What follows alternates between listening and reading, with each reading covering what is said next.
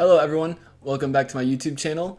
In this video, I'm going to be talking about why are the younger players having so much success against the previous next gen that should be in their prime right now. In just this Australian Open, we've seen Andrei Rublev, Stefanos Tsitsipas, Casper Ruud, and now Daniel Medvedev all lose early in the Australian Open, not to older great stars, but to all four of them to players much younger than them. These are players, I believe, I'm not even sure if any of them are 21 to be honest. They're all in the 19 to 20 age group. And Stefanos Tsitsipas, Andrei Rublev, Casper Ruud, Medvedev, they're all 26 to 28 years old. These are all players that have shown tremendous promise throughout their playing career. And going on to age 26 to 28 now, they should be in their prime. They should be playing the best tennis they've ever played. And this is what we're accustomed to seeing from previous great champions in tennis. And something that's surprising about this is stark contrast to what we've seen previously in tennis. Previously, with these players who are now 26 to 28 that I'm talking about, when they were next-gen players, when they were coming up and they were competing against the big dogs in tennis, meaning the big four and other great players of the previous generation, it was extremely difficult for them to break through. It was very hard for them to make any inroads on the dominance the previous generation held on tennis. Now that it finally seems like they're getting their opportunity, Nadal and Federer have announced their recent retirement. Djokovic, I don't believe he won any titles last year besides the Olympics. You think this is their time to shine. They've had all of that adversity and room to improve on their already promised talent, but it seems their opportunity might already be slipping by them. It might already be too late for them to win Grand Slam championships, because it looks like this younger generation might already have surpassed them. How could this be possible? It's a little bit surprising to me too. You'd think that playing these former great champions and having all those years of experience in Grand Slams and Masters 1000s tournaments, competing against the best tennis players, they would have really evolved as players, and they'd have their experience over the current next gen would be too great of an advantage to surmount. But this is seemingly not the case. And besides for Medvedev, a lot of the matches weren't even that close. With Lerner Tien beating Medvedev being the most surprising of the three. But the other three matches weren't particularly close. Fonseca went 3 sets against Rublev, 3 pretty close sets, but still straight sets. Mickelson looked like he strongly outplayed Tsitsipas, and even Mensik looked like he strongly outplayed Casper Ruud. And you could make the argument that Casper Ruud's not a hard court player, and Mensik's game might translate better to the hard courts, but still, he's a former US Open finalist. These are all guys experienced competing on the hard courts in tennis and playing at the highest level. So why is this happening? What is going wrong? Is there something that the previous generation, meaning the era of the Casper Ruud, Andrei Rublev, Tsitsipas, those guys, is it something they're missing? Did they go wrong somewhere? Or is the current next generation, the Fonsecas, Mensik, Tien, Mickelson, Zhongchen Shang, all those other guys, that new next generation, are they just that much better? It's a little bit of a hard question to answer. I remember thinking when some of these other guys were coming up that I thought they were really good players. I thought they had strong games and tremendous assets on tour, and they could really do a lot of damage. They were really high-level players. And I heard a lot of arguments before that, they're actually not that good. It's a weak era. This is why Djokovic was able to win a lot of Grand Slams and is having a lot of success post-Big Four era. But I never really believed that to be the case. I thought there was tremendous talent in these young players, but they were still young and they still had room to develop. And you saw them all, like Stefanos Tsitsipas. He won the ATP finals at 21 years old.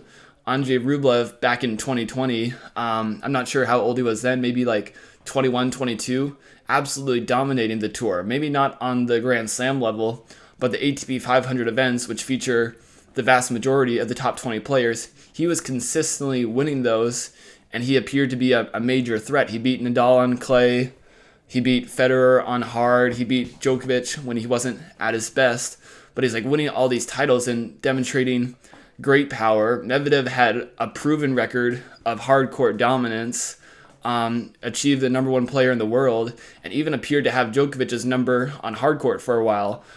Easily the best hardcourt player of all time. So was this false promise? Was this false success? Were they just taking advantage of a weaker era? I don't really think so. And while there's tremendous upside to the new generation, and I think they're capable of great things, it seems likely now that they're capable of greater success than that kind of middle generation had before them, and they might be the ones to really take over the Grand Slams. I think it's a little bit of both. The new generation being really strong, and the previous generation, meaning that middle kind of 25 to 28 age range, falling short on a few necessary improvements. And I've mentioned a few players, but I could even go expand the list a little bit. There's players that have shown great talent, and they've largely almost like fallen off the main face of the Pro Tour to the point where they're not even talked about very much. But Borna Coric, incredibly promising player, multiple wins against Federer, multiple wins against Nadal, tough matches against Djokovic, really demonstrated great promise, and now he's barely even winning matches. Denis Shapovalov, one of the most talented players I've seen, easily as good of a ball striker as Carlos Alcaraz or Jannik Sinner, and he's falling off too, not able to be a consistent presence on the tour. So I don't think it's necessarily that generation of players isn't strong enough, that they're not talented enough. I feel like they've just failed to advance their game. If you look at a lot of these players and you look at their matches from 5-6 years ago and you compare them side by side, you can kind of ask yourself, what are they doing better now than when they were in their early 20s? Early 20s is considered an age where you're able to make improvements, where you're able to progress on top of where your game is at. But I think if you look at all of them, Rublev, Medvedev, Tsitsipas, and I'm going to take Zverev out of it because Zverev's obviously still playing really well. Taylor Fritz is playing really well. But you see a lot of these guys, and you kind of ask yourself, what kind of improvements have you made in your game? And I think for a lot of them, the answer is none. And in many cases, they've even regressed. Stefanos Tsitsipas recently in his interview after the loss, he said that the game has changed since he came on tour in 2018. And sure, it's changed a little bit, but why are you not able to improve? Why are you not able to make advances or progresses in your game after all your training, after all your time in tournaments? And I don't think it's correct of him to say that he's playing just as good now as he did previously. I think Stefanos Tsitsipas, his backhand has gotten worse. I think he defends worse. I think he pretty much the forehand and the serve are the only thing that have remained for him. And I'm not even sure his forehand is better than it used to be when he was first coming on tour. And it's certainly not an advantage for him against Alcaraz and Jannik Sinner. There are players that just seem to hit the forehand better than Tsitsipas, and that's his strength. But when you look at his old game, there's so much flow to it. There's so much rhythm. After he lost to Alex Michelsen, I went back and I watched his ATP finals against Dominic Thiem. And this is interesting because Stefanos Tsitsipas said he thinks the players are too powerful now, that the game is played with so much force and power and offense compared to what it was previously. And the game is very offensive now. It's very power oriented, and I'm certainly going to get into that. But he won the ATP Finals championships against Dominic Thiem.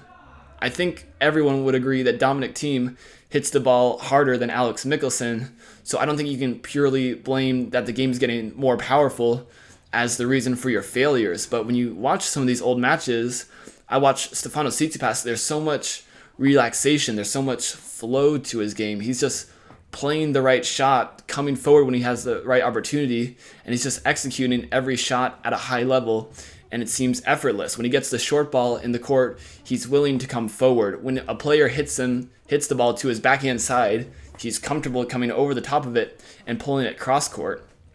Stefanos Tsitsipas now, it looks like he can barely hang in backhand rallies. I mean, even Carlos Alcaraz has said it like openly. His strategy is hit to Tsitsipas's backhand, and he doesn't think Tsitsipas can deliver the goods to beat him. And you just can't be that straightforward to beat if you're going to be a top-level player. And I'm not saying Stefanos Tsitsipas was a perfect player 5 years ago or 4 years ago, whatever, but you'd think he's so young that there's still room for improvements that he could be made. If you take Andrei Rublev extremely powerful player. He was just overwhelming opponents with the force of his ground strokes, particularly off his forehand. And you think at 20 years old that you wouldn't think that would be the peak of your power and explosiveness. It looks like his ball is much softer than it used to be. It just doesn't seem to have the same pop to it. And you think, if anything, spending all this time in tournaments, working year-round with a coach, perfect racket design, everything, you'd think your strengths would only get better and better from there. But I think if you compare Rublev's ground strokes now from where it was, there is less depth, there is less power, there is less topspin on the ball. It's not nearly as heavy. And this is a severe problem. I don't think it's that his game 5 years ago wasn't good enough and the players now are just so much better than the best level he showed. I think he's failed to progress, and in many cases, he's gotten worse. And if you take Medvedev, for example, he's in a very difficult situation because he is an extremely defensive player. He plays very deep behind the baseline, but physically, he's digressing tremendously. His fitness and speed on the court and athleticism isn't nearly what it used to be. And when you see him play these old matches, he moves around the court so much more easily, and even though he's always been a defensive player, he was very capable of injecting pace into the ball. Now he is much slower moving around the court. He is much slower changing directions and going corner to corner, and it is a major struggle for him to attack the ball. And you think even something simple, Medvedev's obviously has great hand-eye coordination, great feel for the ball. He's not really been able to progress his volley game. All of these kind of current generation players, they came onto the tour strong, but there were still things to improve when they were young players. Rublev could have added a little bit more variety to his game. Stefanos Tsitsipas could have gotten a better backhand. He could have kept working on his approach game. Medvedev could have gotten much stronger at the net. And you just see year and year and these tournaments go by, and these players are failing to address these weaknesses. So I've talked enough about them. I'll talk a little bit about the new generation of players. I think and I'm not sure if this is just something the coaches are failing to bring up with the current players, if it's a lack of capability, lack of work ethic on their part, or if they're just not seeing the game well enough. But it's pretty clear to see that the game is getting faster. You have to be more athletic. You have to be faster on the court. It is no longer sufficient for you to only have a strength on one side. Previously, there's been a lot of great tennis players that have had strong forehand and medium backhand that kind of keeps them in the court, keeps them consistent.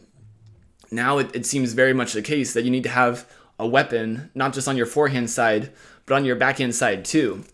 So I feel for the current generation a little bit that they're struggling with that transition.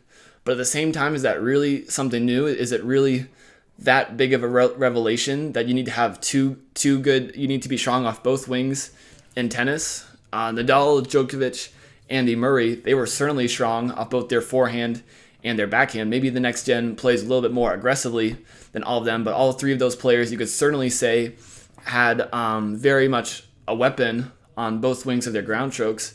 Even Roger Federer, he might not have as consistently hit topspin on his backhand as the other members of the Big Four, but his backhand was still very much a weapon. His slice was really effective, and he could still go cross-court over the top with his backhand and change directions down the line. Stefanos Tsitsipas' one-hand backhand is far worse than Roger Federer's was, and you can even see Tsitsipas' old matches against Roger Federer, and it didn't look like it was that much worse when they came on tour, but now it looks like he can barely hang in there in backhand rallies. So his backhand is not as strong as Federer's, and I think it's gotten worse. But I think when you look at all those matches in common, Casper Ruud versus Menzik, Fonseca versus Rublev, Tsitsipas versus Mickelson, and Medvedev versus Tian, Tian was equally as consistent as Medvedev, and Medvedev wasn't able to hurt him. But those other three matches, they were overwhelmed with power from the next-gen players. And yeah, I think they're very powerful players, and it's a big part of the next gen. But I think it's again, it comes down to failing to maximize their game. And I think it was almost came down to a little bit of stagnation. They were so long struggling to break through the top, losing to the big four players again and again and again. I think they convinced themselves it's impossible to beat them, and our only chance is to wait for them to retire, and then we'll have a chance to beat them. And I think in that period, they failed to progress their game because they didn't believe they were capable. Meanwhile, the next gen, they're realizing they have to be strong off both sides. They have to be able to attack. They need to have offense in the game. It's no longer sufficient to just be a consistent player and hit good targets. You have to be willing to attack. You have to be able to transition to offense, and you must be as good of an athlete as possible. You can't just be a good skilled tennis player. You have to be a great athlete, and that's what we're seeing from these next gen players. Not only can they hit the ball really well, but they can move exceptionally. So I think it's that combination of the athleticism, the power, the aggressive ball striking of the next gen, and it's a little bit of the stagnation and the complacency of the current generation players. I don't know if, like I said, it's a hard question to answer. I don't know if they felt like it was impossible to beat the big three, it wasn't capable for them, and they just had to bide their time until the big four, big three retired from tennis, but they failed to progress their game, and it looks like they're already losing the physical nature of their tennis game, and they're getting out-hit and outplayed by this next generation. And I think they're just a little bit hungrier. The next generation, I believe they've always believed in themselves. They've always believed that there's a great opportunity for them to have success on tour, whereas the current generation, they believe they were stuck for a while, and now that it appears that it might finally be their chance to dominate tennis, they might be too late, and they might have already fallen behind in their physical athleticism and their ball striking and completeness of their tennis game as a whole. So thanks for my video. It's a shocking one to make. I didn't think I'd be making this video. I'd love to hear your feedback on why the next generation seems to be having so much success against the current generation that we believed would be winning all the Grand Slams in the future. It's not happening, and maybe the opportunity is already lost if the next generation, the really young players, the 19 to 20-year-olds, is already better than them. Like I said, this is something relatively new in tennis. Like, the big three held on to their reign of dominance for so long, but it seems like that current generation, it seems like their window of peak performance was so small. I don't know if it's lack of belief, lack of training, lack of ability to progress their game, or just not being able to keep up with the power and the speed that is progressing in tennis. But I don't give them an excuse for that. They should have realized they need to play better. I think the key to greatness is you have to almost see something before it happens. You have to believe what's possible for your game. I don't think they believed they could beat the previous generation, and I don't believe they saw the improvements in themselves. I don't think they saw their weaknesses and how to progress them and how to further maximize themselves as player, and the next generation has always been hungry to make it to the top. So this video's gone on a little bit longer than I expected, but hopefully I had some valuable thoughts, and I'd love to hear your feedback in the comments. Thank you, and stay tuned for more.